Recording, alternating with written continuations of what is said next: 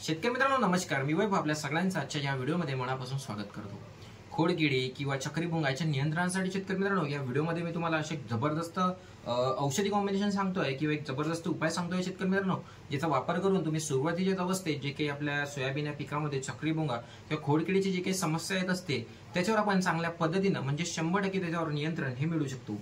शेतकरी मित्रांनो, सोयाबीन मध्ये तणनाशकाचा स्प्रे भरपूर शेतकरी करतातच, पण तणनाशकामध्ये सुद्धा जर आपण एखादी औषध घातली आणि त्याचा जर आपण वापर केला तर आपण तणना सोबत जे काही चक्रीभुंगा आणि खोडकिडी आपण आपल्या सोयाबीन पिकामध्ये आपल्याला पाहायला मिळते त्याच्यावर सुद्धा आपण चांगल्या पद्धतीने नियंत्रण हे मिळू शकतो। तर आपण ते वापर करत असताना कोणती औषध वापरायची असा प्रश्न जर तुम्हाला पडत असेल ना, तर हा व्हिडिओ तुमच्यासाठी। मित्रांनो, व्हिडिओला न लांबवता आपण डायरेक्ट मुद्द्यावर बोलूया। आपण सोयाबीन मध्ये वेगवेगळ्या प्रकारचे तणनाशक मारत असतो, ज्यामध्ये कोणी प्री इमर्जन्स तणनाशक मारत असतात, तर कोणी इमर्जन्स म्हणजे उगवण पूर्वी मारत असतात किंवा उगवणी नंतर मारत असतात। तर हे जे औषध आपल्याला वापरायचे आहे ना, हे उगवणी नंतरचे जे काही तणनाशक आहे ते जर वापरत असाल शेतकरी मित्रांनो त्याच्या सोबत वापरायचे, ज्यामध्ये शेतकरी मित्रांनो तुम्ही जे काही ओडीसी झालं, जे काही साकेत झालं, अशा प्रकारचे जे काही तणनाशक मार्केटमध्ये अवेलेबल आहे तुम्ही यांच्यासोबत हे औषध मिक्स करून फवारणी करू शकता।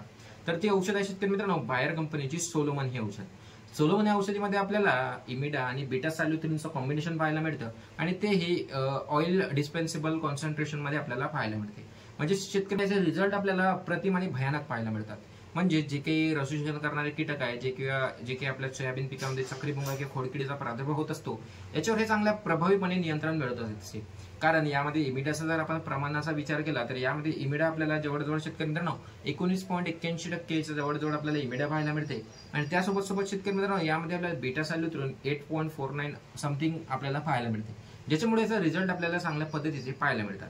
आणि शेतकरी मित्रांनो याचा वापर कशा प्रकारे करायचा असा जर प्रश्न तुम्हाला पडत असेल तर जे काही आपण तणनाशक फवारणी करतोय तर त्याच्या प्रमाण जे काही आहे शेतकरी मित्रांनो ते तर तुम्ही योग्य पद्धतीने घ्याल। जसं आपण साकेत घेत आहोत त्याचा 800 ml प्रति एकर या प्रमाणात आपण त्याचा वापर करतो, तर शेतकरी मित्रांनो प्रति पंपामध्ये आपल्याला 25 ml या प्रमाणात त्याचा वापर करायचा आहे। आणि तणनाशक किंवा हे औषध मारत असताना आपण जवळजवळ एकरी 10 पंप या प्रमाणात मारायचा आहे, ज्याच्यामुळे काय होईल प्रॉपर पद्धतीने तणनाशकाचाही डोस जाईल आणि हे काही जे काही औषध आपण घालणार आहोत सोलोमन याची सुद्धा प्रॉपर पद्धतीने एकरीचा डोस जाईल। याचा एकरी डोस आहे 250 ml एकर आणि एखादी तणनाशक जर तुम्ही साकेत घेत असाल तर शेतकरी मित्रांनो त्याचा डोस आहे 800 ml प्रति एकर।